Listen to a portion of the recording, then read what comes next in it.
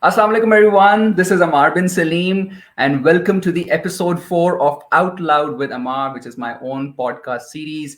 Last week we met you and talked about the education sector of Pakistan, education system of Pakistan. I pitched some of the hardest questions that any interviewer could pitch to the interviewee, and I think we had a very fruitful discussion and found answers to some of the most difficult questions with regards to the education sector of Pakistan. Those of you who have been following my videos on Facebook, LinkedIn, and YouTube and Instagram would know that I generally like to speak and engage guests that have something to do with the education sector of Pakistan, the education technology, the technologies in education, then the information technology, and then digital marketing and digital growth of Pakistan. And again, I believe that through education, through technology, we can have Pakistan salvaged to some of its plights, from some of its plights. And to substantiate my claim, I'd like to put forth a couple of facts. सबसे पहले कि Pakistan's total exports in 2020 were around 20 billion US dollars. इसमें से अगर IT exports की बात की जाए तो तकरीबन 1.4 1.5 billion dollars were IT exports, which is a huge chunk by the way. So percentage में अगर कैलकुलेट करें तो almost 6.8% to 7% of the total exports that Pakistan exported. IT export तकरीबन 6.7 to 7% जो एक्सपोर्ट्स ही टोटल वो आईटी के through की गई पाकिस्तान में. पाकिस्तान से 2021 की बात करें अगर तो Pakistan total exports somehow grew to 23 to 24 billion US dollars. इनमें से आईटी एक्सपोर्ट्स की बात करें so we were able to cross the $2 billion mark, और $2.1 billion हमने आईटी एक्सपोर्ट्स की तकरीबन. इन परसेंटेज की अगर बात करें तो it was around 8.9 to 9%. if Exactly, बिल्कुल तकरीबन 8.9 to 9% जो पाकिस्तान ने एक्सपोर्ट्स की through the IT sector. Today, inshallah, we'll be talking about multiple things. We'll talk about the digital growth of Pakistan. We'll talk about what we are doing right. Definitely, we are doing something right. That's why the growth. That's why the exports, the IT exports figure is increasing. What we have been doing wrong historically, how we compare with our neighbors. What is China doing right? What is India doing right? What are some of the most progressive countries in the world doing that we have not been doing? And again, what's the potential? How can we automate different, what's the automation potential that still exists in Pakistan? So इन सारी चीज़ों के बारे में बात करने के लिए, of course, I am not the authority. So I have engaged a very distinguished guest. He is so many things. So he founded Bramers. He co-founded Bramers. He co-founded Fishery.com. He is chairman at Pakistan Software Houses Association, Pasha. He worked at Google, he worked at Twitter and Facebook. And again, he is not only serving the technology side of the economy, but is also working for the education sector of Pakistan. So I am sure you would have already guessed him. But again, it's my privilege and a great honor to welcome Mr. Badar Khushnood to the podcast series. Badar, assalamu alaikum. जी अस्सलाम वालेकुम. Thank you so much Umar. Thanks to you for authority मैं भी नहीं हूँ. मैंने कहा मैं पहले क्लियर कर दूं इससे पहले कि आप सवालात शुरू करें. फिर किसी तीसरे गेस्ट को भी ऐड करना पड़ेगा. आई थिंक इतना वास्ट और डाइवर्स हो गई ये चीजें कि आप ये कहते हैं एट बेस्ट कि you are a student and you are still learning. I think it's becoming very scalable and growth इतनी ज्यादा हो रही है, इतनी एंड्स उसके क्रिएट होते जा रहे हैं कि आई थिंक बहुत चैलेंजिंग है टू इवन क्लेम कि मैं किसी भी चीज का या कोई भी किसी भी चीज का जो है वो हम कह सकेंगे गुरु या स्पेशलिस्ट हो सकता है. मगर स्टिल आई एम श्योर कि जो भी आज इंफॉर्मेशन हमें मिलेगी इस पॉडकास्ट पे वो होगी जो ज्यादातर लोगों को नहीं मालूम होगी पहले से एटलीस्ट. जी बिल्कुल, पूरी कोशिश करेंगे. बिल्कुल, एब्सोल्युटली. बिल्कुल. बट मेरा सबसे पहला जो क्वेश्चन है आपसे, that is also very important हमारी इकोनॉमी के लिए भी. आप बड़े होकर क्या बनना चाहते हैं? बड़े होके क्या बनना चाहते हैं? आई थिंक बड़े होके बनने के लिए जो very honestly I now think very seriously is to get some rest, is to get some off grid time as well. I think हम बहुत ज्यादा ऑनलाइन हो गए हैं. हमने अपने टाइम को, अपने पर्सनल टाइम को सैनिटाइज नहीं किया, ना हम करते हैं. So I think what we need to do is create a right balance of work-life balance, जिसको हम कहते हैं. I think in the digital landscape perspective, वो balance strike करना will be probably the biggest asset anyone who can manage that. यानी आगे ये idea है कि थोड़ा सा जरा रेस्टफुल लाइफ भी होनी चाहिए. हाँ, आइडियली तो कोई छक्का चौका लग जाए क्रिप्टो का तो उसके बाद ये है कि आप रिलैक्स करें और कंट्रीब्यूट बैक करें, गिव बैक करें to the society. But yes, that's something which छिक्का आई वुड कैसे लव टू लगेगा? आप लीगलाइज ही नहीं कर रहे क्रिप्टो को. legalize. So I think that's a very difficult situation and a challenge right now, not only for Pakistan बल्कि किसी भी गवर्नमेंट के लिए. So अगर आप देखें तो recently सिंगापुर गवर्नमेंट ने भी, which is an advanced government, very proactive, very progressive government, उन्होंने भी जो है ये कहा है कि आप इसको proactively market नहीं कर सकते on social media and otherwise. However, अगर कोई आकर बैंक में या उनकी जो सर्विस प्रोवाइडर है उनकी प्रेमिसेस पे लेना चाहे सर्विस तो ले ले, बट आप प्रोएक्टिवली मार्केट ना करें बिकॉज द चैलेंज इसके इसमें वॉलेटिलिटी बहुत है. और लोगों को जब मार्केट की जाती है ये सर्विस तो बहुत ज्यादा दफा ये मार्केटिंग इस तरह की जाती है कि it's probably one click get rich scheme. लोग समझते हैं कि मैं आज $100 डालूंगा, सुबह उठूंगा तो $1000 हो गए होंगे और अगले दिन वो $10,000 हो गए होंगे. Whereas that's actually not true to an extent because उसके पीछे जो आपको होमवर्क करना है, जो एक्टिविटीज करनी है, जो समझना है, उस वो सब चीजें आसान नहीं है. तो क्योंकि मार्केटिंग कंपनीज हैं बहुत सारी, तो जब वो मार्केट करती हैं तो जाहिर है उन्होंने तो हाफ फुल ग्लास दिखाना है. तो इवेंचुअली एंड यूजर जो है वो कई दफा बहुत लोग इमोशनल होके अपनी लाइफ टाइम सेविंग्स, फैमिली की सेविंग्स सब इन्वेस्ट कर देते हैं and eventually they lose because not everyone can really understand all of this very quickly. तो इसलिए governments are being careful. फिर दूसरा इसका इशू, और या आप कह लें कि जो एक चैलेंज है, जो सबसे बड़ा चैलेंज है कि ये pair to pair currency flow या जो है वो अलाउ करना है, वैल्यू ड्रिवन जो है, या गवर्नमेंट्स ने, सेंट्रल बैंक्स ने कंट्रोल करना है. So it's you challenging the status को हियर कि सेंट्रल बैंक का क्या रोल होगा, कैसे क्रिप्टो करेंसीज काम करेंगी. सो अभी जो परसेप्शन है in traditional mindset वो ये है कि crypto is being used for either borderline or illegal stuff. तो ये परसेप्शन ठीक होनी जरूरी है. आहिस्ता आहिस्ता वो परसेप्शंस ठीक होंगे तो it will take some time. I think Pakistan के केस में specifically FATF is a bigger concern as well कि उसकी इम्प्लीकेशन क्या होगी. तो हमें इकोनॉमिक आउटलुक और इकोनॉमिक इम्पैक्ट भी देखने की जरूरत है other than societal impact as well of such technologies. But government को जरूर एक सर्टन कंट्रोल्ड एनवायरनमेंट में इसको लीगलाइज करना चाहिए ताकि कुछ लोग जिन who can afford to make experiments, who can afford to try should be able to do that. Completely बंद करने से वही होता है जिस हमने YouTube 3 साल बंद किया था हुकूमत ने, तो फिर हमने देखा कि शुतुरमुर्ग की तरह आंखें बंद करके हम बैठे हुए और एंड पे हमें खोलना पड़ा. तो I think we should not avoid them. I think we need to allow it in a very controlled fashion. Exactly, and then phase it out. बिल्कुल. And I have a couple of questions that pertain to the NFT market and that also again to the cryptocurrency and then the whole ban culture in Pakistan. But before we go to the more hard-hitting questions, मैं सबसे पहले थोड़ा सा जरा जानना चाहूँगा, और मुझे तो थोड़ा सा शायद आइडिया है भी, बट मेरी ऑडियंस के लिए खास तौर से कि what's your life journey like, मतलब स्कूलिंग किस तरह थी, कॉलेज, यूनिवर्सिटी, मतलब had you ever thought that you would be working in the technology sector? If I'm not wrong, आपने तो मेरा ख्याल है एयरफोर्स में जाना था. जी बिल्कुल. I generally go with the flow. तो एक टाइम पे back in high school I really had a passion to go to Air Force और मैं चाहता था कि मैं प्री इंजीनियरिंग करूं और फिर वही जो एक टिपिकल GDP पायलट वाला ट्रैक होता है वो फॉलो करूं. और तब वो मेरे पास नया नया पहली दफा कंप्यूटर आया था घर में और मेरे पास एक डॉट मैट्रिक्स प्रिंटर होता था. तो मैं उसके ऊपर वो बड़े फैंसी F-16 डिजाइन करके प्रिंट भी करता था to just as part of my passion. But life had different plans for me, and that's where and I really love going with the flow. So मेरा plan nature से change हुआ. Had challenges in the family in a way कि मुझे जल्दी काम पे आना पड़ रहा था जिसके लिए मुझे इंजीनियरिंग के बजाय बिजनेस की साइड पे आना पड़ा. एंड जब मुझे बिजनेस की साइड पे आना पड़ा तो मैंने ऑटोमेटिकली फिर वो कोर्स इस तरफ आ गया. मगर वो बिजनेस में भी मैं पूरा नहीं किया. Honestly I applied for LUMS, तो लम्स में मुझे एडमिशन नहीं दिया था तब. फिर मैंने आज तो आप बड़ा मास्टर्स में प्राउड फील एमबीए। करते होंगे।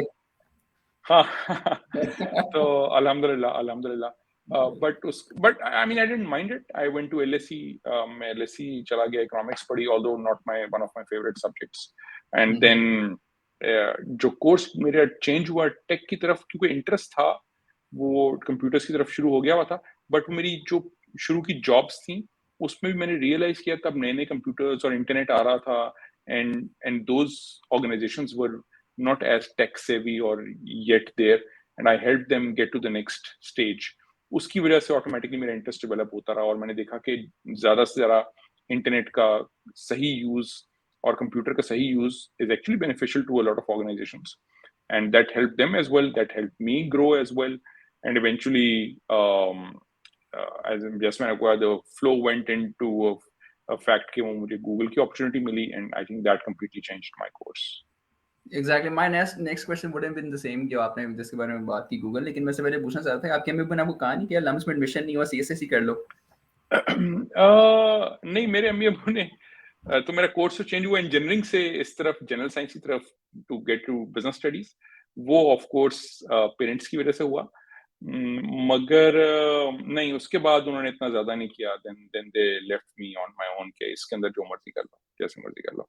बट वो आपको हमारे टाइम पे बहुत ज्यादा यही होता था, या अगर इंजीनियर बने या डॉक्टर बने या एमबीए कर लें आप, there are few other options and other options weren't appreciated as much. So I did challenge the status quo कि मैं इकोनॉमिक्स करके और फिर मैं काइंड ऑफ कंप्यूटर वाली साइड पे आ रहा था, और पढ़ा नहीं हुआ था कंप्यूटर और वो सारा, तो of course I was already challenging the status quo. Okay okay okay Badar. अच्छा बदर, आपने बात की गूगल की, और I think you went to Google, if I am not wrong and correct me if I am, 2005 2006 के अराउंड शायद आपने Google Google join किया। सो गूगल जाने का क्या सिलसिला था? How did you apply? कितना टाइम लगा? कितनी जल्दी ज्वाइन कर लिया? What were you actually doing over there? So पहले, just for clarity purposes, I was Google's consultant on ground in Pakistan. So and that's a bit and were different you the than only being a consultant या काफी consultants और भी थे यहाँ पाकिस्तान में? नहीं, I was the only consultant in Pakistan Oh. for 9 years. और and I was the first one, and I was there for 9 years. मगर दुनिया में भी कम थे, so we were a bunch of few people जो गूगल ने सोचा कि हमें उन कंट्रीज में जहां इंटरनेट पे किसी ना किसी तरह से ट्रैक्शन आ रही है, मगर वहां गूगल का कोई ऑफिस नहीं है, तो उनको आइज एंड ears चाहिए थे। सो दे थॉट कि we'll have few people जिनको वो scouts कहते थे। So internal name for us was scouts. So we were Oh. few scouts in emerging countries जहां गूगल के लिए अभी office banana was not yet feasible, but they still wanted to understand the market better. So that was kind of my role. It was very entrepreneurial in itself. तो मेरा काम ये था कि मैंने गूगल और पाकिस्तान के बीच में डॉट्स कनेक्ट करने थे। तो अब वो चाहे गूगल मैप्स की मैपिंग की बात हो जाए, या इंक्यूबेटर सेटअप करने की बात हो, या कोई भी activity, that is something which I had to identify कि क्या अपॉर्चुनिटी हो सकती है जो पाकिस्तान को भी बेनिफिट दे और गूगल के लिए भी विन विन हो। So and that's where it was interesting, but it was a long process. So I applied in August of 2005. I got my final contract in August of 2006. Took me just a year. No, exactly a year, and this included few dozen interviews and a background check and a lot of things. Yeah, few dozen interviews. और बड़े interesting यहाँ पे interviews थे। कहते 3-4 interview काफी ज्यादा हैं, आपने मतलब फ्यू डजन यानी कम थे। Few dozen.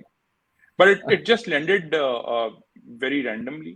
One of my friends, उसने मुझे पास किया ये position, और by that time it was already in the market for almost a year. So Google ने बहुत सारे लोगों का पाकिस्तान में पहले इंटरव्यू कर लिया था इस पोजीशन के लिए। तो जब मैं सिलेक्ट हुआ तो मैंने उनसे पूछा कि आपने I'm not a computer science graduate. Why would you even hire me? I mean, the perception would be कि आप computer science graduate करेंगे और वो भी अच्छी यूनिवर्सिटी से।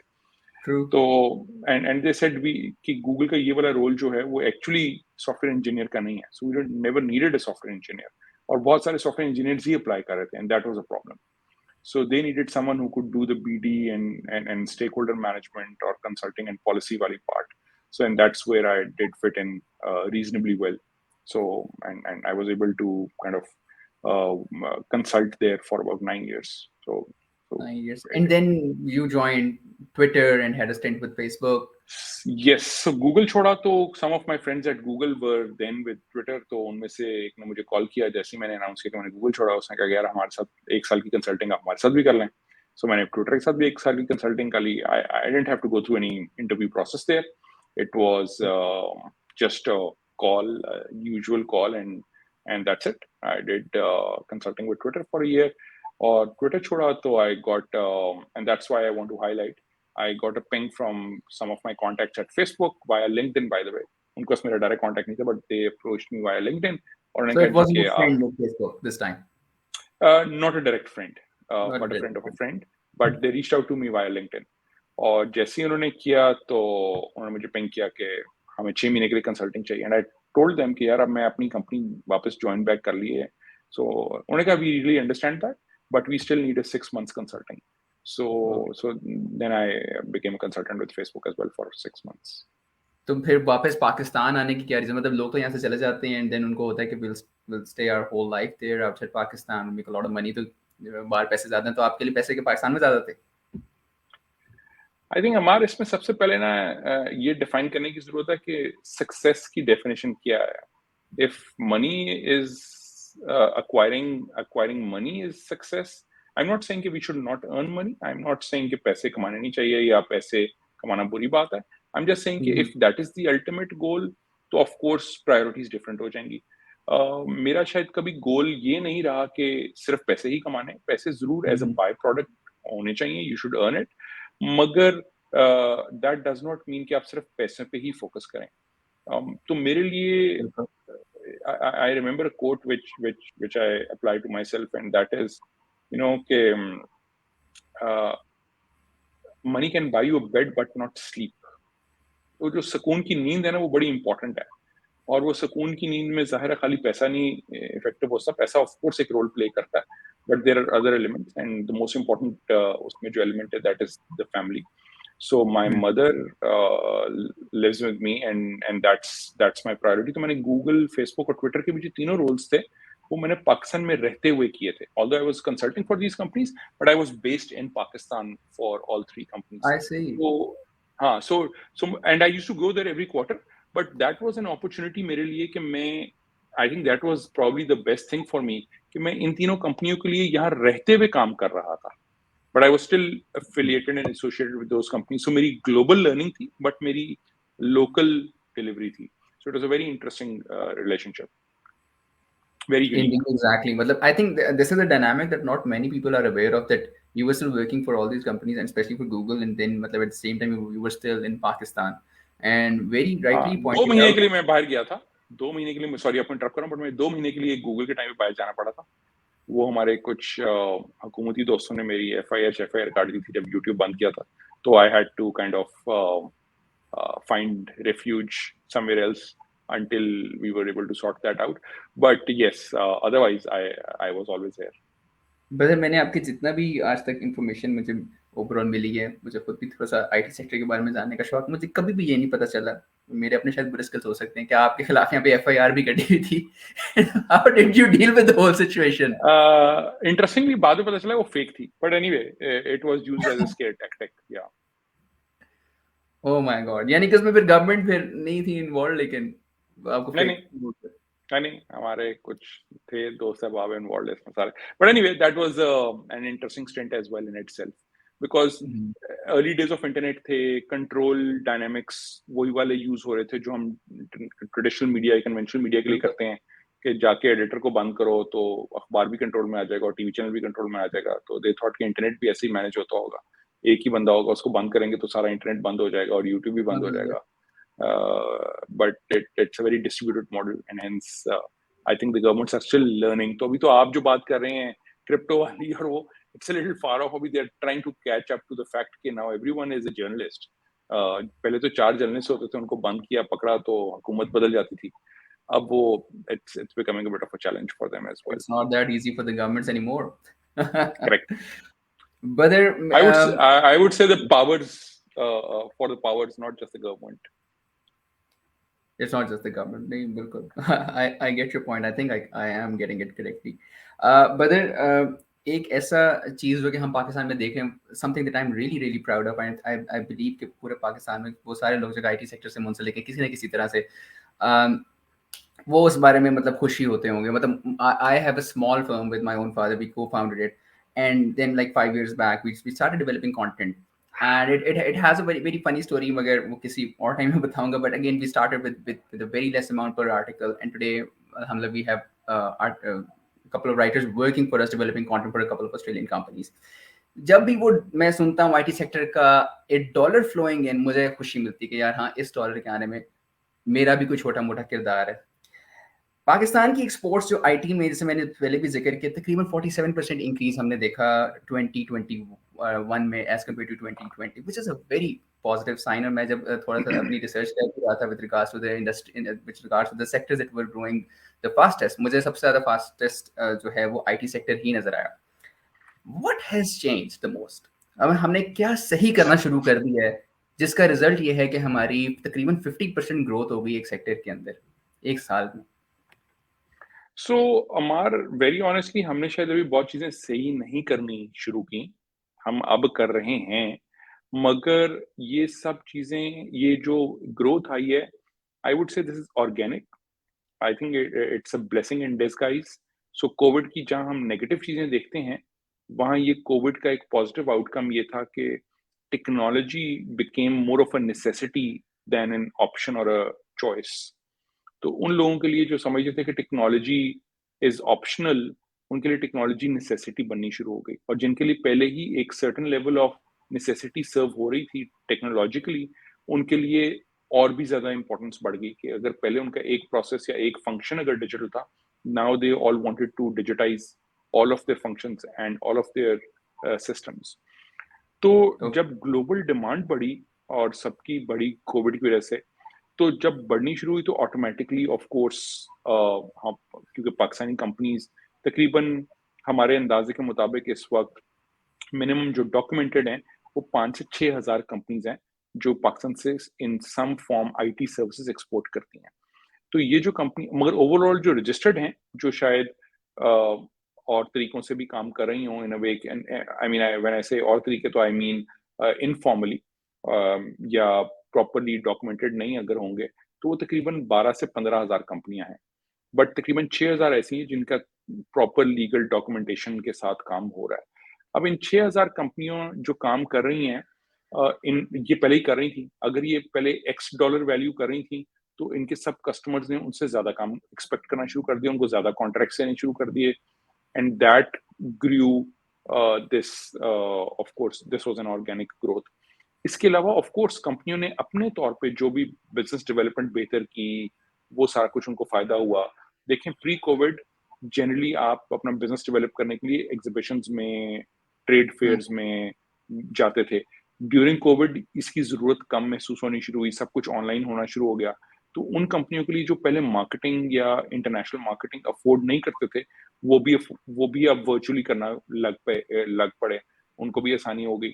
तो ओवरऑल काम हमें ज्यादा मिलना शुरू हो गया. मगर जो हुकूमत के एफर्ट्स हैं वो अब ज्यादा आने शुरू हुए हैं. कुछ इनिशिएटिव्स पहले से चल रहे थे ऑफ कोर्स. फॉर एग्जांपल, ठीक है. जो सबसे बड़ा पहला इनिशिएटिव चल रहा था वो आईटी की इनकम पे, एक्सपोर्ट इनकम पे आपको इनकम टैक्स की एग्जेम्पशन थी. तो इसलिए आपको वो एग्जेम्पशन जो है, वो बल्कि वो एग्जेम्पशन अब कन्वर्ट कर दी गई है into tax credits, which is kind of similar, but you have to go through more compliance and more procedure, which is very cumbersome. मगर And more फिर भी documentation as well. Correct correct. तो वो एक challenge है, but otherwise अब I can tell you, and also wearing my hat as chairman PASHA, कि इस वक्त गवर्नमेंट के हाईएस्ट लेवल्स पे मैसिव इनिशिएटिव्स एक्सप्लोर किए जा रहे हैं कि वो क्या फैक्टर्स हैं, वो क्या इंसेंटिव्स दिए जाएं, वो क्या चैलेंजेस को सॉल्व किया जाए, वो कौन सी फ्रिक्शन क्रिएटिंग एलिमेंट्स हैं जिनको रिमूव किया जाए कि हमारी एक्सपोर्ट्स और ग्रो हो सकें. Okay. तो लास्ट ईयर जो हमने ग्रोथ ली 47% की, from 1.2 to 2.1 billion dollars, that we expect to grow to 3.5 billion dollars in the coming year. So that's the kind of target जो कि जिसपे मिनिस्ट्री और हम एज पाशा उनके साथ काम कर रहे हैं कि कोशिश की जाए कि 3.5 से बढ़ाई जाए इसको फर्दर. ये तो ऑर्गेनिक ग्रोथ आनी ही चाहिए, बट और भी ज्यादा हम कर सकें. तो उसके लिए गवर्नमेंट को बहुत सारे रिक्वायरमेंट्स हमने सजेशंस एज पाशा दिए इंडस्ट्री के साथ मिलके कि क्या क्या जरूरियात होती हैं, क्या क्या चैलेंजेस हैं जिनको सॉल्व करने की जरूरत है। बहुत छोटे छोटे हैं कई, and they need to be sorted out. कुछ हमें नए आइडियाज, बिग आइडियाज दिए कि अगर ये भी आइडियाज को इम्प्लीमेंट किया जाए तो और भी इम्प्रूवमेंट लाई जा सकती है। तो जब हम आगे चलेंगे तो I can share all those, but that's the kind of landscape right now कि पहले भी एफर्ट था, बट इन रिसेंट गवर्नमेंट ने जो सबसे इंपॉर्टेंट रियलाइजेशन आई है हमारे, विच इज वेरी इंपॉर्टेंट, कि बाकी सब सेक्टर्स इंपॉर्टेंट हैं, उनमें भी एफर्ट करना चाहिए, मगर वहां आरओआई लेते लेते आपका टाइम ज्यादा लग जाता है। तो फॉर एग्जांपल आज आप इन्वेस्टमेंट करेंगे उसमें किसी भी किस्म की, तो पहले फॉर एग्जांपल अगर आपने टेक्सटाइल में करनी है तो पहले फैक्ट्री लगेगी, फिर आप स्टाफ आएगा, फिर आप तो कहीं नहीं तो 2-3 साल लग जाते हैं कोई भी एफर्ट को रिजल्ट लाते हुए। बट आईटी में अगर आपने आज एक पॉलिसी जो कि पेपर पे उसको चेंज कर दिया तो कल से इम्पैक्ट शुरू हो जाएगा, because you don't need to really set up any factories, set up any dams or new roads or anything. Everything is already there. आपको basic connectivity ठीक करनी है, basic fundamentals ठीक करने हैं, and the human resource will start delivering better results. तो इसलिए IT is probably the best opportunity कि गवर्नमेंट अपना बैलेंस ऑफ ट्रेड बेहतर कर सके via IT services export. अच्छा बदर, एक चीज जैसे आपने बात की कि गवर्नमेंट ने जो है उसको ट्रेड क्रेडिट्स में कन्वर्ट कर दिया, which was a sort of a different initiative before when the previous government was still in power. क्या हम ये कह सकते हैं कि जिस किस्म का एक पैकेज कह लें या सपोर्ट मिली जो हमारी कंस्ट्रक्शन इंडस्ट्री है उसको ड्यूरिंग द कोविड टाइम्स, क्या उस किस्म की सपोर्ट हमने आईटी सेक्टर में other than tax exemptions and tax credit दी? जी करेक्ट, बिल्कुल। अभी जी 6 बिलियन रुपए का आईटी का पैकेज अनाउंस किया गया था और उस पर काम शुरू हो चुका है।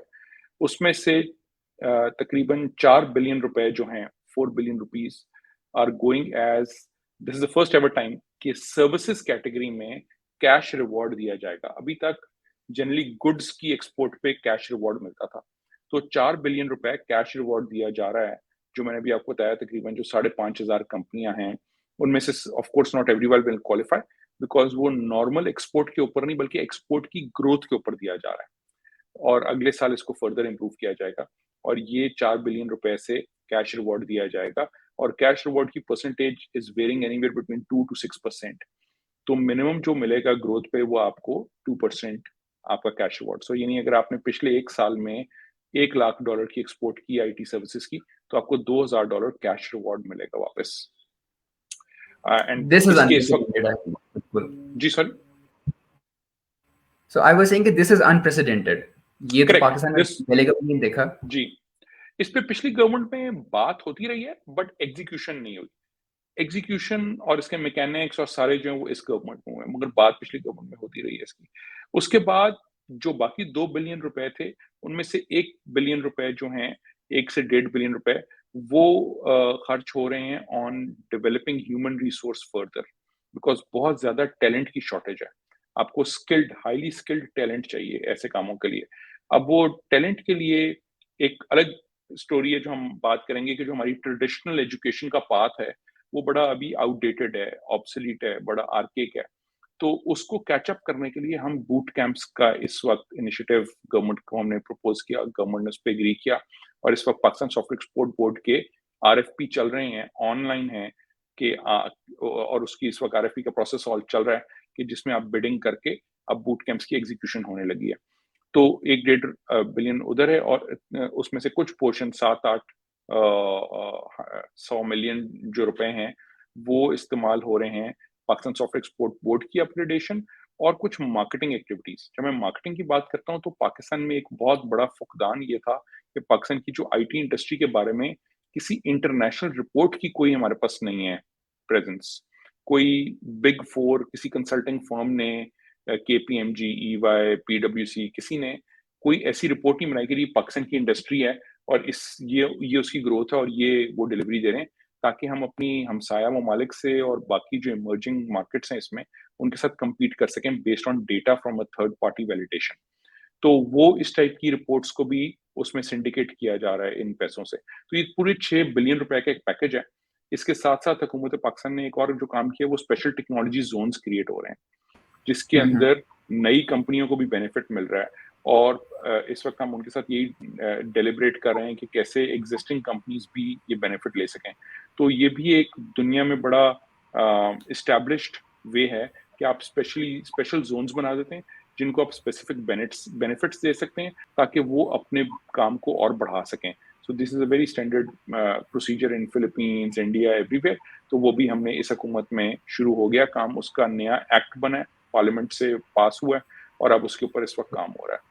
तो बहुत सारे ऐसे इनिशिएटिव्स हैं जो लिए जा रहे हैं इस हुकूमत में, जिनका रिजल्ट बहुत जल्दी शॉर्ट टर्म में अगले कुछ महीनों में या कुछ 1-1.5 साल में आप बहुत इम्पैक्ट देख सकेंगे। बिल्कुल, जैसे आपने कहा कि आईटी इंडस्ट्री जो है इसका आरओआई बड़ी जल्दी से आना स्टार्ट हो जाता है, and I think this is again an incentive that could attract a lot of people entering the market Pakistan में ही। एंड मतलब पोटेंशियल जो हमारा एक्सपोर्ट का है वो भी डेफिनेटली इंक्रीज हो जाएगा। आपने जैसे जिक्र किया कि $3.5 बिलियन जो है वो हम एंटिसिपेट कर रहे हैं by the end of next year financial year. Sorry, हमारे एक और चीज ऐड कर दूं, आई एम सॉरी, नहीं आई नो आप अगला क्वेश्चन पूछ रहे हो। दो बातें, नहीं नहीं एक, जब मैं कहता हूं कि अच्छे काम हो रहे हैं इस हुकूमत में तो उसका मतलब ये नहीं है कि चैलेंजेस नहीं है। ये ना कोई समझे कि मैं ये कह रहा हूँ कि इट्स ऑल हंकी डोरी और इधर मैजिक वॉन्ड लगा है और सब कुछ एकदम ठीक हो गया। आई एम जस्ट सेइंग कि हम राइट डायरेक्शन की तरफ स्टेयर होना शुरू हो गए हैं। अभी भी चैलेंजेस हैं, परफेक्ट नहीं है सारा कुछ, but at least we are talking with the right stakeholders and we are talking at the highest level who are the right decision makers. तो वी आर इन, और बहुत सारे डिसीजंस ले भी लिए गए हैं और एग्जीक्यूशन भी हो रही है। So just wanted to clarify one. Two, एक और बात याद रखें, जब हम एक्सपोर्ट्स की ग्रोथ की बात करते हैं तो हमें डोमेस्टिक में काम करेंगे तो एक्सपोर्ट में बेहतर काम करेंगे बाद में। तो हमें पहले लोकल कंपनियों में लोकल बिजनेसेस के साथ भी काम करना है। तो लोकल डिजिटल ट्रांसफॉर्मेशन भी बड़ी जरूरी है कि हमारे लोकल बिजनेसेस अपने आप को डिजिटली ट्रांसफॉर्म करें ताकि लोकल आईटी कंपनियां उनके साथ काम करके अपनी स्किल्स को पॉलिश कर सकें, अपनी प्रोडक्ट्स को इम्प्रूव कर सकें, ताकि जब वो इंटरनेशनल मार्केट में जाएं तो उनका पोर्टफोलियो भी हो और वो पूरे साइकिल से गुजर चुके हैं और वो बेहतर सर्विसेज आगे इंटरनेशनल स्टैंडर्ड्स पे दे सकें। तो just wanted to clarify these two things. I think this adds a whole new dimension to the discussion. एक ऐसा पॉइंट है, बाकी जो आप सही बात करें कि आप दूसरों को तब वो चीज़ देंगे जब आपने उसको अपने मुल्क में एस्टैब्लिश कर लिया होगा। सो अगेन जो आपका ये पॉइंट है कि हमें डोमेस्टिक पे ज़्यादा काम करना है पहले and then we can export better, I think this is very significant to the overall growth of the IT sector in Pakistan. At the same time brother, आपने बात की एजुकेशन की। एजुकेशन पे मैं भी बहुत ज़्यादा बात करता हूँ, so it's very very close to my heart as well. लेकिन मैं दो क्वेश्चंस को थोड़ा सा क्लब करके आपके लिए थोड़ा सा डिफिकल्ट सा क्वेश्चन बना रहा हूँ। Recently Pakistan Institute of Development Economics PIDE की एक रिपोर्ट आई एम श्योर आपने भी देखी होगी, and I made a video on that as well, कि 31% of the educated youth in Pakistan, and by educated youth we are referring to the university qualified, वो उनके पास jobs नहीं है, देर out of jobs, ठीक है। एंड अगेन अगर आप उस आर्टिकल को थोड़ा सा इन डिटेल पढ़ें या वैसे भी आप ओवरऑल थोड़ा सा अंदाजा लगाएं सोसाइटी का, सो यू अंडरस्टैंड कि there is a more inclination, there's an increasing amount of inclination towards people with certain skills. Now before our interview today, I had the opportunity of talking to a couple of my friends working for multiple very strong IT companies in Pakistan.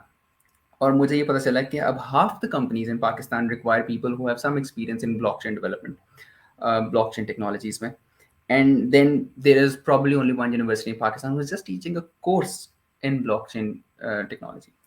अब एक बात ये कि हम इसमें एक तो वो नज़र आ रहा है कि भाई हमारे यूनिवर्सिटी का जो सिस्टम है जनरली वो नहीं मैच कर रहा, और एटलीस्ट अगर मैं आसानी से पुट कर सकूं इस बात को, so the gap between industry and academia is quite wide right now. दूसरी बात ये कि जो मैं आपसे क्वेश्चन करना चाहता था वो ये कि Pakistan and India both got independent eight the same time.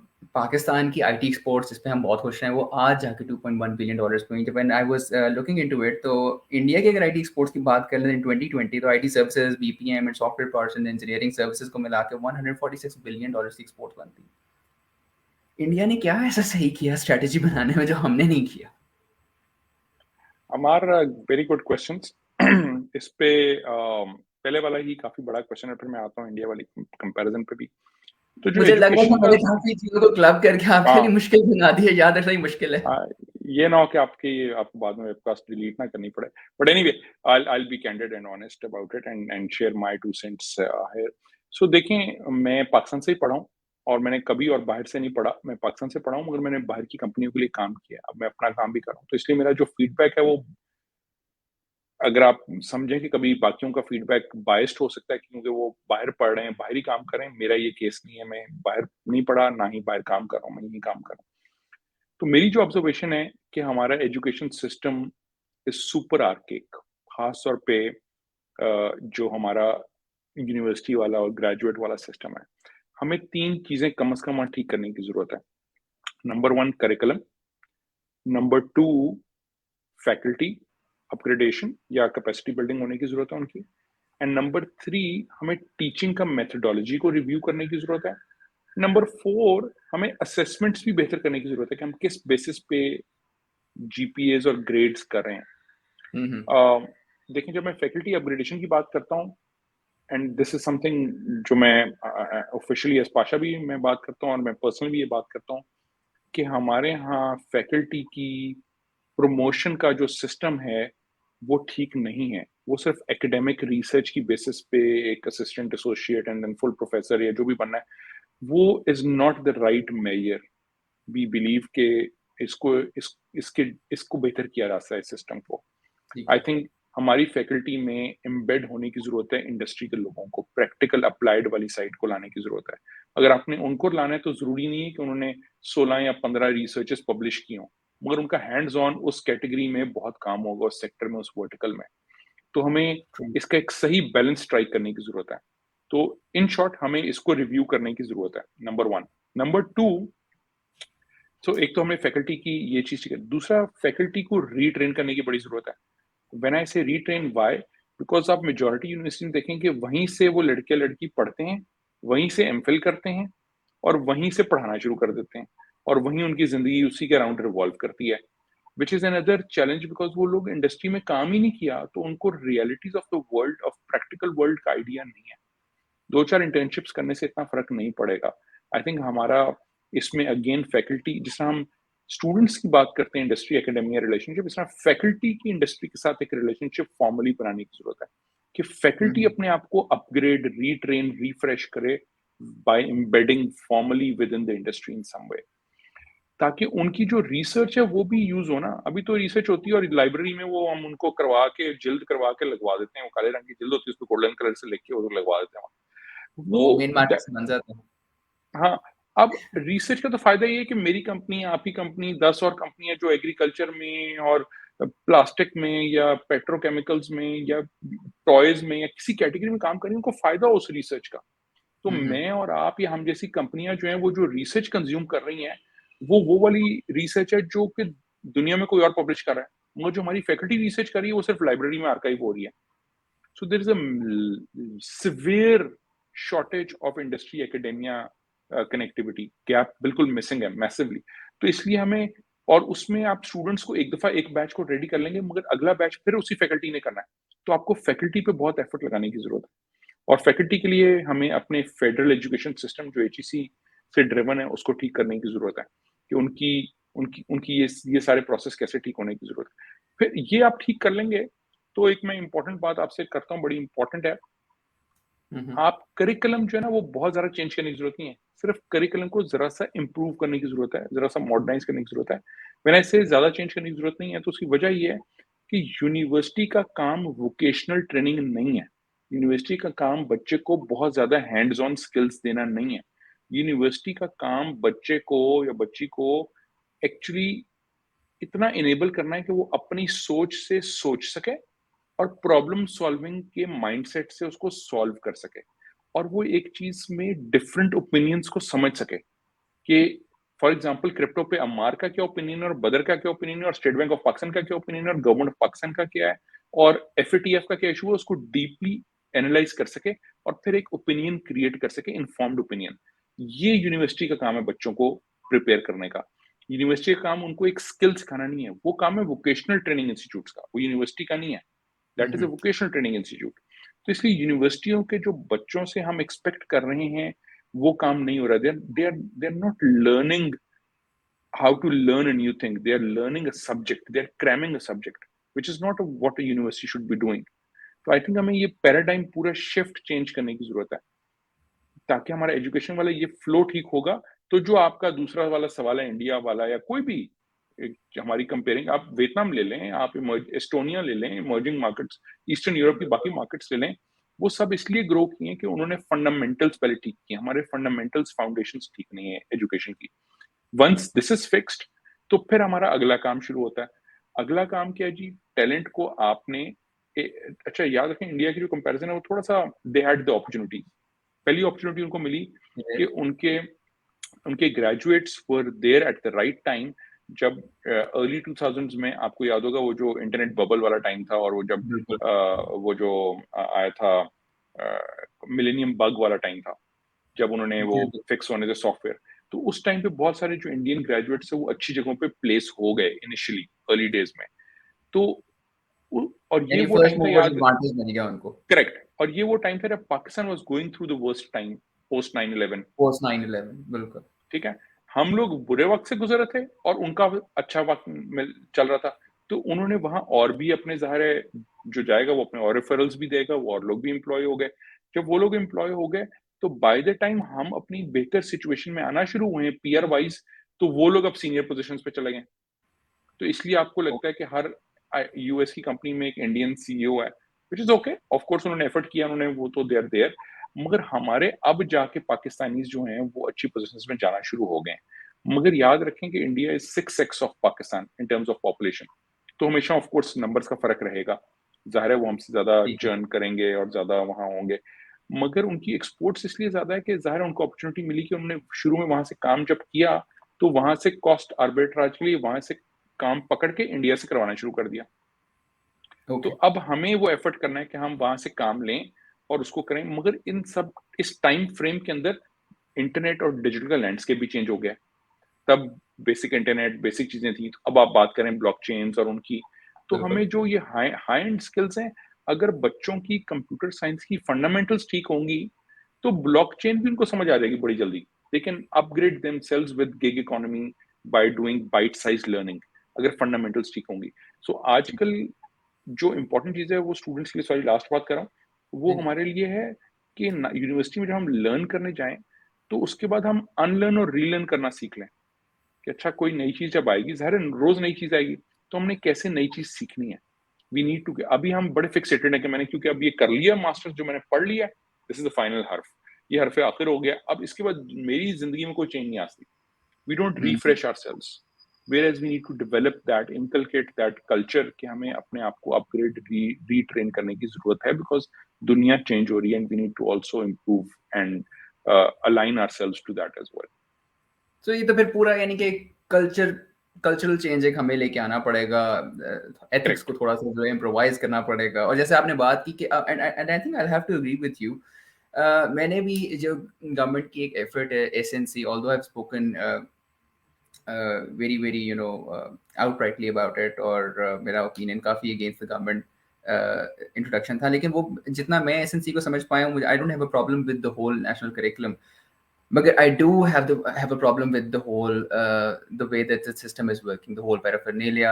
वही वाली बात है, assessments वहीं पे हैं, वो पुराने तरीके से ही होनी है, teaching वैसे ही होनी है, teacher training programs कोई नहीं है। There's this disconnect again between teachers and teachers using IT as a support mechanism to deliver effective lessons and again do the whole process। मगर जहाँ तक बात है पाकिस्तान और इंडिया के कंपैरिजन की, डू यू थिंक के पाकिस्तान का जो एक इमेज डेवलप हुआ हुआ है, एंड अगेन मैंने इस बारे में काफ़ी एक्सटेंसिवली बात की है कपल ऑफ मंथ्स बैक, कि पाकिस्तान का इमेज जो है वो थोड़ा सा नेगेटिव है, स्पेशली पोस्ट 9/11, और हमें जो एसोसिएट किया जाता है विद ऑल दोस टेररिज्म जो भी पाकिस्तान में हुई है, अफगानिस्तान में जो कुछ भी हो रहा है, that is playing a negative role. And at the same time India का एक सॉफ्ट इमेज डेवलप हुआ हुआ है, and I think Bollywood gets the credit for that। Do you think that has to play any that plays any sort of any role in the whole sector, countries performing differently? जी बिल्कुल, अमार, बिल्कुल absolutely, बहुत सारी चीजें affect करती हैं, और cultural जो है अलाइनमेंट वो बड़ी इंपॉर्टेंट हो जाती है, और ऑफ कोर्स परसेप्शन। हमारा मसला ये हुआ है कि वो इतनी देर हम बैड स्पॉट में रहे हैं कि अब वो परसेप्शंस कुछ रियलिटी की तरफ कन्वर्ट होनी शुरू हो गई लोगों के माइंड्स में। तो उनको रिवर्स करते हुए टाइम लगेगा, जाहिर है। or it will take some time. तो I think our actions will speak louder than our words. Rather than us saying कि हम खराब नहीं हैं, हमारे अच्छे काम जो हैं वो रिफ्लेक्ट करेंगे. तो I think अगर आप उसकी एक नुमाइंदा चीज देखें जिसकी वजह से एकदम इम्पैक्ट आया इंडस्ट्री में भी, वो स्टार्टअप्स की फंडिंग है. कि हमारी परसेप्शन बेहतर हुई, हमने थोड़ी सी पॉलिसीज बेहतर की, कोई नई रोड, कोई नया डैम, कोई नया पोर्ट कुछ नहीं बना, सिर्फ कुछ पेपर पे पॉलिसीज बेहतर की गई. तो आप देखें पिछले साल में तकरीबन $350 मिलियन से ज्यादा की इन्वेस्टमेंट स्टार्टअप्स के साथ कमिट की गई. ऑल्दो इसमें एक क्लैरिटी ले आऊं, ये ऑफशोर इन्वेस्टमेंट्स हैं, विच मीन्स कि जिन स्टार्टअप्स में ये इन्वेस्टमेंट आ रही है ये उनकी बाहर की जो होल्डिंग कंपनी है उसमें आ रही है. इनमें से मेजॉरिटी ऑफ कोर्स पाकिस्तान में आ जाएंगी, मगर ये ऑन शोर नहीं है. अभी हमारी इतनी पॉलिसीज और रेगुलेशंस इतने ठीक नहीं हुए कि इन्वेस्टर्स डायरेक्टली पैसा पाकिस्तान के अंदर पार्क करें. अभी वो बाहर पार्क कर रहे हैं फॉर पाकिस्तानी कंपनीज. तो it's another kind of debate and conversation, but I am just highlighting the fact के देखें अगर हम इंप्रेशन बेहतर ना हो रहा होता, पीआर बेहतर ना हो रही होती, तो इन्वेस्टर्स नहीं इन्वेस्ट करते. We know that. तो दे आर ऑलवेज रिलक्टेंट. मगर अब वो पाकिस्तानी कंपनियों में for Pakistan with the Pakistani market in mind investments कर रहे हैं, और ये भी बेहतर से बेहतर होती जा रही है. हम बड़े से बड़ा टिकट साइज देख रहे हैं इन्वेस्टमेंट्स का. तो आई थिंक इंप्रेशन और परसेप्शन हमारी बेहतर हो रही है, रियलिटी भी बेहतर होती जा रही है. It is just a matter of time. अगर हम उसको फास्ट ट्रैक करना चाहते हैं, कैटलिस्ट एक्ट करना चाहते हैं, तो हमें अपनी कुछ पॉलिसीज को और बेहतर करने की जरूरत है. तो हम बेहतर कर सकेंगे. अगर हमारा टैलेंट हम ज्यादा अच्छा प्रोड्यूस करना शुरू कर देंगे एजुकेशन सिस्टम बेहतर करके और कुछ शॉर्ट टर्म मेजर्स लेके, तो हम बेहतर करना शुरू कर सकेंगे. तो I think we are in the right direction again. मगर ऑफ कोर्स दुनिया की डायनेमिक्स भी बदल रही हैं, बहुत ज्यादा जियोपॉलिटिकल चेंजेस आ रही हैं, तो वो रीअलाइनमेंट की भी जरूरत है. But I think if we are able to fix ourselves, our house in order कर लेंगे हम, तो अपना तो आई थिंक ऑटोमेटिकली सब कुछ ठीक होना शुरू हो जाता है. बिल्कुल सही. अच्छा बदर, हमने बात की रेगुलेशन की, पॉलिसी की, ओवरऑल स्ट्रैटेजी की, आइडियाज की. अब थोड़ा सा जरा हार्डकोर आईटी पे आ जाता हूँ. I know we are going a bit overboard, but I do hope that you have like couple more minutes for us. Absolutely, please. Thank you brother. अच्छा बदर, एक क्वेश्चन जो कि अक्सर आईटी सेक्टर के लोग जो हैं, आप डेवलपर्स वगैरह खास तौर से पूछते हैं, तो उसमें सबसे पहली बात जैसे आपने बात की कि चेंज पाकिस्तान सेक्टर तो बेहतर हो रहा है. We are saying bigger tickets now in terms of startup investment and money coming into Pakistan for international projects and all. At the same time, हमने बहुत पहले एक कहावत सुनी थी कि जी हर 6 महीने बाद जो है टेक्नोलॉजी चेंज हो जाती है, जो हार्डवेयर का साइज है वो कम हो जाता है और उसकी जो ओवरऑल कैपेसिटी है वो डबल हो जाती है. And I think that's turning out to be true, और कई सारे मामलों में इससे ज़्यादा भी आगे किया. अब सबसे बड़ा जो चैलेंज कई सारे डेवलपर्स फेस कर रहे हैं पाकिस्तान के अंदर, वो ये कि पहले they were working with one language, उसका बूम आया, फिर before they could even understand how fast the whole IT sector was moving, there was another language that they were working on. अब उसको मूव हो रहा है. तो in your opinion, what language or what skills should the developers and the people in the IT sector, especially the ones linked with development of the software and all of that, should be focused on now? What's the future about? Amar, I think, and this is again just this comes with a disclaimer. I'm an economics graduate, but मेरी जो अभी तक learning है वो ये है, and I'm not a programmer myself, so just a disclaimer, very clear. But मेरी जो observation और learning है वो ये है कि it is less about the tools, it is more about the concepts. It is less about कि आपको कौन सी language आती है, it is more about कि आपकी problem solving skills कितनी अच्छी हैं. आप कैसे एक बड़ी प्रॉब्लम को छोटी प्रॉब्लम्स में ब्रेक डाउन करके आइडेंटिफाई और ऑब्जर्व कर सकते हैं कि मैं सॉल्व कैसे करनी है. लैंग्वेजेस डजंट रियली मैटर कि एक्चुअली कि कौन सी लैंग्वेज क्या सब लैंग्वेजेस का सिंटेक्स ही फर्क है. फंडामेंटल उनके अंदर जो फंक्शंस है वो वही है कि लूप कैसे लगना है, वो क्या होना है, फंडामेंटल्स ठीक है.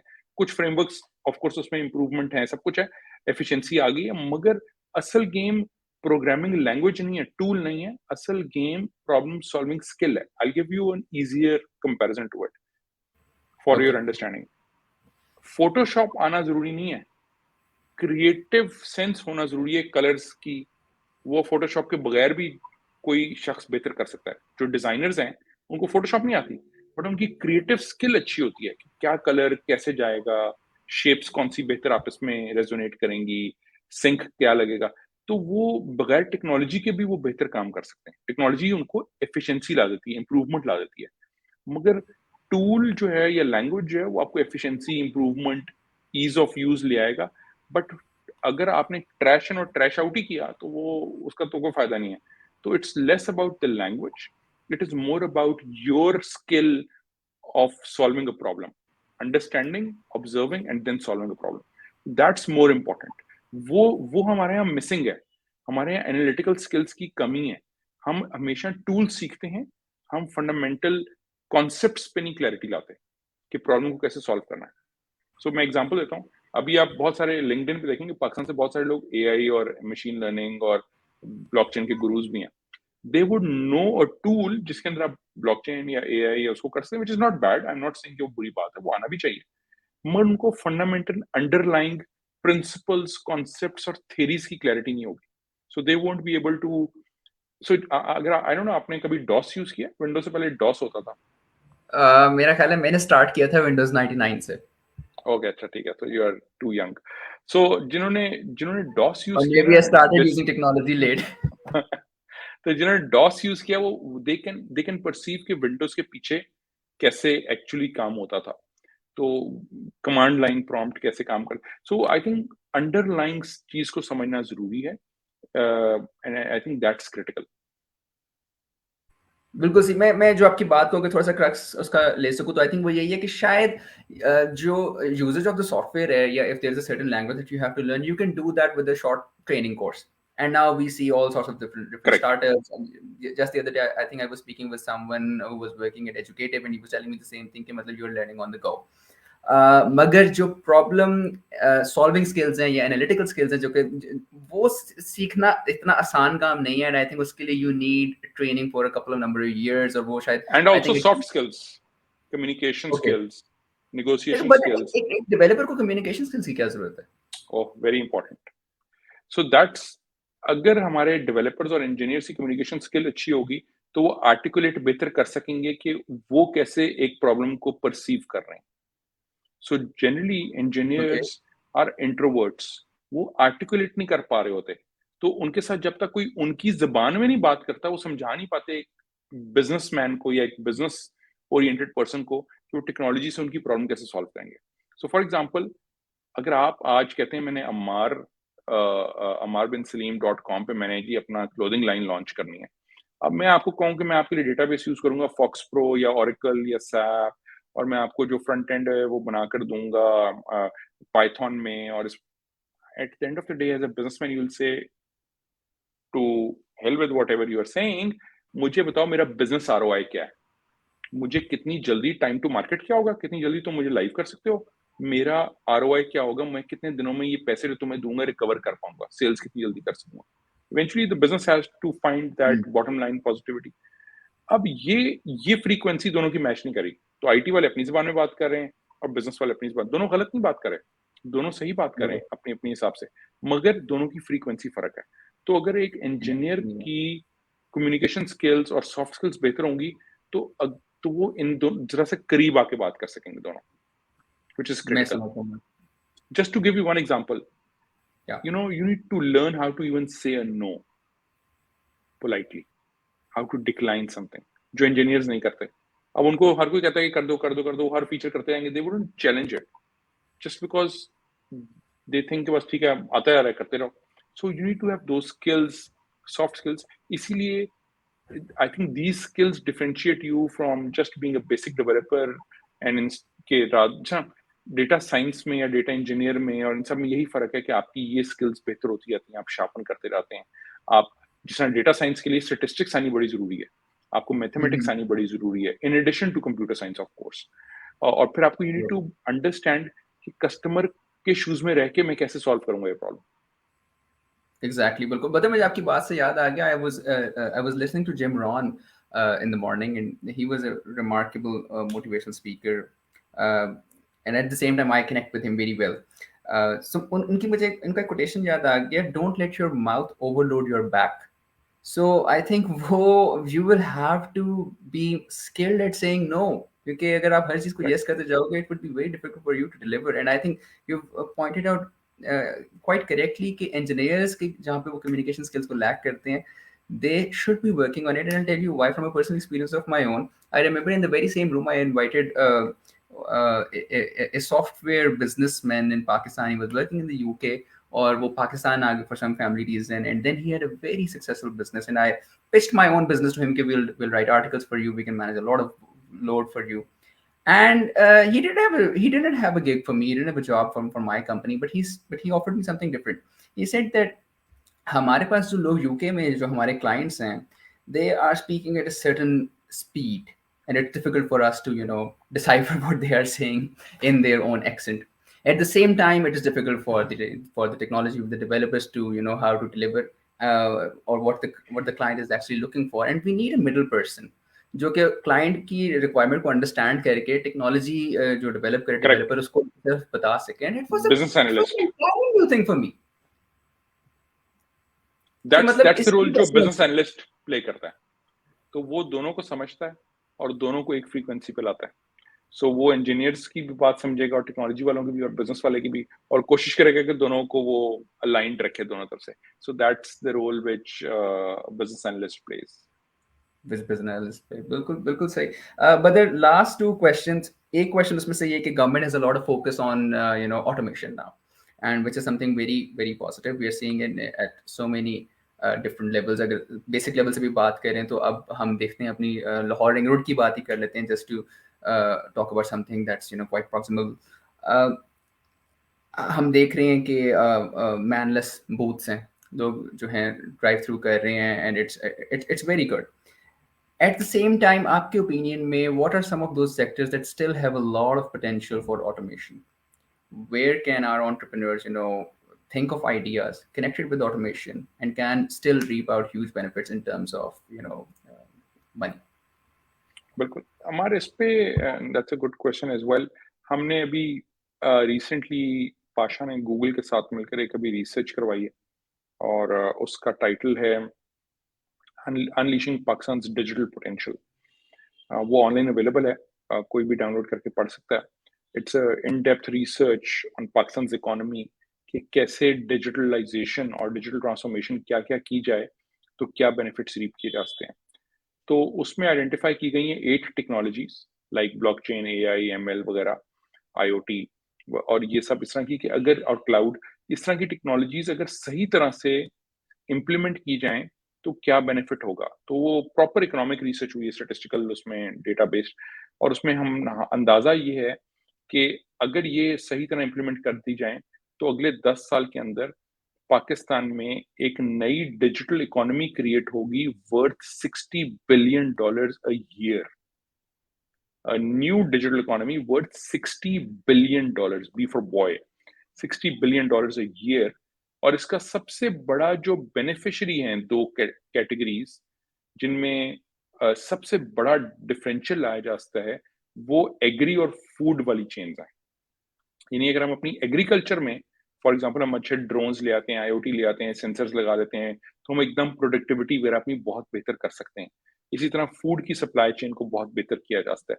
तो ये 2 सबसे बड़े बेनिफिशियरी हो सकते हैं अगर टेक्नोलॉजी के वो 8 एलिमेंट्स सही तरह से इम्प्लीमेंट किए जाएं in letter and spirit, which can create a $60 billion annual new economy in Pakistan.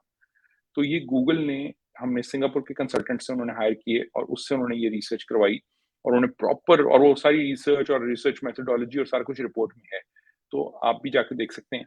तो अनलीशिंग पाकिस्तान डिजिटल इकोनॉमी उसका टाइटल है, और उसकी उसकी जो ओपनिंग वर्चुअल सेरेमनी थी वो president of Pakistan, honourable president of Pakistan doctor Arif Alvi ने किया. उसका यूट्यूब के ऊपर भी पूरा एक वीडियो है ताकि वो भी देख सके अगर कोई. तो आई एम जस्ट सेइंग कि जो आपने सवाल पूछा कि अगर डिजिटल सही तरह से डिजिटल ट्रांसफॉर्मेशन की जाए तो पाकिस्तान में बहुत पोटेंशियल है कि डोमेस्टिक इकोनॉमी को भी बहुत बेहतर किया जा सकता है. याद रखें, खाली इकोनॉमिक एक्टिविटी नहीं बढ़ेगी, बहुत और बेहतरी आएगी. फॉर एग्जांपल ट्रांसपेरेंसी आ जाएगी, आपकी करप्शन कम होनी शुरू हो जाएगी, आपकी अपॉर्चुनिटीज बेहतर हो जाएंगी अगर कम्युनिकेशन बेहतर होनी शुरू हो जाएगी. तो अभी आप देखें कि पिछले 1 साल में तकरीबन जो ई कॉमर्स की ट्रांजेक्शन पाकिस्तान में हुई हैं वो $4 से $5 बिलियन की हुई हैं, डोमेस्टिक ई कॉमर्स. सो सिर्फ ई कॉमर्स ही बहुत ग्रो कर रहा है. इसी तरह हेल्थ टेक है, फिर एड टेक है. आप देखें जितनी हेल्थ टेक स्टार्टअप्स आए हैं, ओलाडॉक, मरहम, हेल्थ वायर, इंस्टा केयर वगैरह, ये सब इन सब के अपनी अपनी ऑडियंसेस क्रिएट होनी शुरू हो गई। इस तरह एडटेक में बहुत काम हो रहा है, मगर edtech is very dependent on the policies of course के हमारी क्या है। तो इस तरह की जितनी आईटी इनेबल्ड सर्विसेज हैं वो बहुत बेहतर होनी शुरू हो जाएंगी। सो आप देखें फार्म टू फोक वाला कॉन्सेप्ट आना शुरू हो गया है, फ्रेश प्रोड्यूस आपको घर पे डिलीवर होना शुरू हो गई है, जिसको हम क्विक कॉमर्स कह रहे हैं, क्यू कॉमर्स कह रहे हैं, वो काम शुरू हो गया है। तो ओवरऑल इकोनॉमी बहुत रैपिडली चेंज की जा सकती है अगर हम digital transformation genuinely in letter and spirit implement करें, both provincial, federal and even otherwise, हर लिहाज से जहां जहां पॉसिबली किया जा सकता है। और इसमें बाय द वे एक चीज हम बात करना भूल गए हैं, वो फ्रीलांसर्स हैं। बहुत सारे आप देखें नई इकोनॉमी, जो एक नई गिग इकोनॉमी क्रिएट हो गई है, just because people can now connect from their homes, जो कि घर से बाहर पहले नहीं जा सकते किसी वजह से, अब वो घर से बैठ के काम कर रहे हैं virtually, and they are contributing more than $350 million annually to Pakistan's जी। तो फ्रीलांसर्स की इनकम लास्ट ईयर डॉक्यूमेंटेड है, which we believe is under documented कम अज कम बाय 2 to 3 times। वो इस वक्त $350 million डॉक्यूमेंटेड पाकिस्तान में आते हैं इनबाउंड रेमिटेंस, जो सिर्फ फ्रीलांसर्स किया। तो इट्स स्पेसिफिक कोड। आप सॉरी म्यूट पे अमार। तो I'm वो sorry. I'm sorry. I was saying नहीं नहीं that is a huge number. Yeah, and we are now right now we are in top 3 countries global ranking में in terms of freelancing service providers।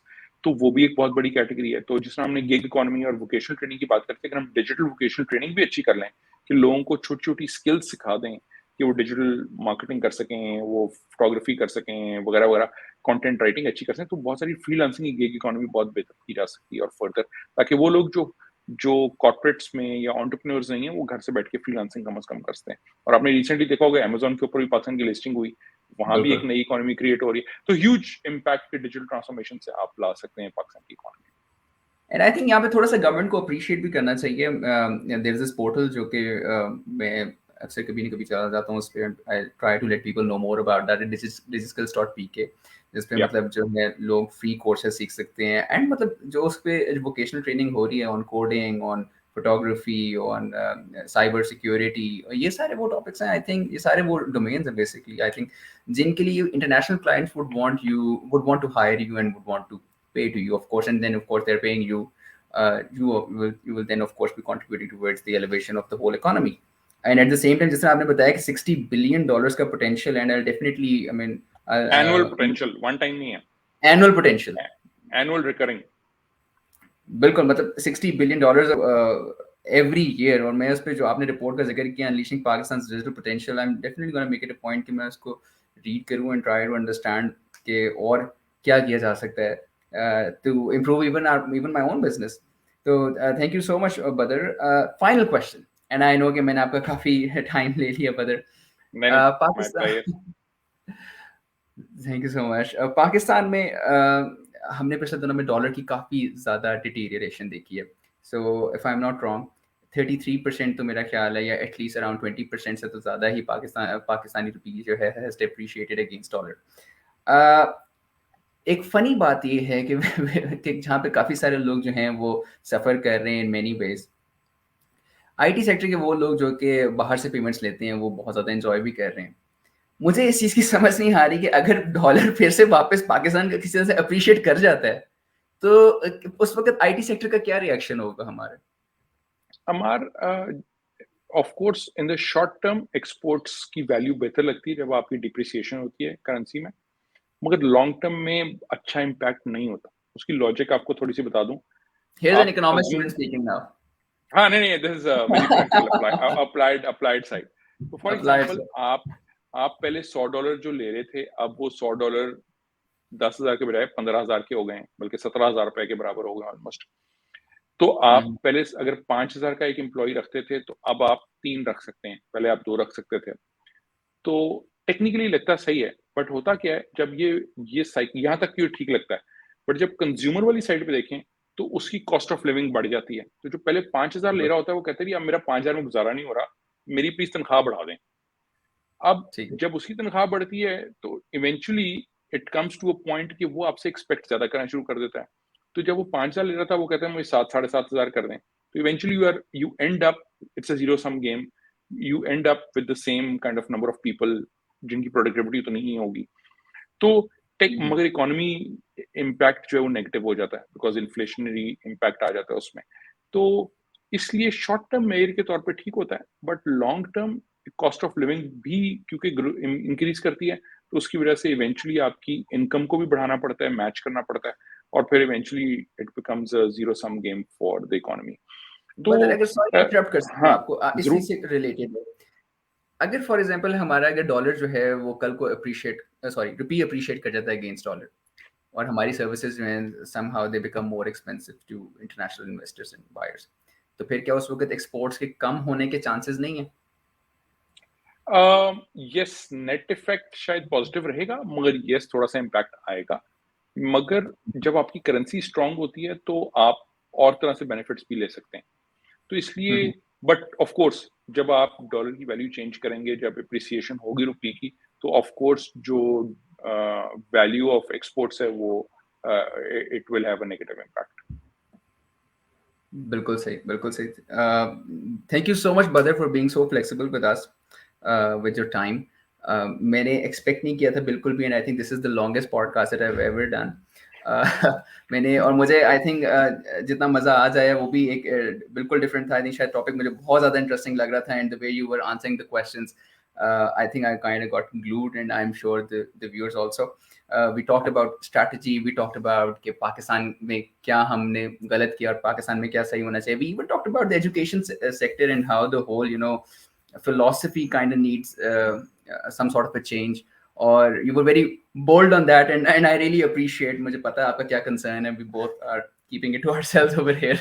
So, but once again, thanks a lot, Badar. And again, I'm hoping कि पाकिस्तान, जिस तरह आपने बताया, it's a very positive sign कि we are expecting a rise to $3.5 billion next year.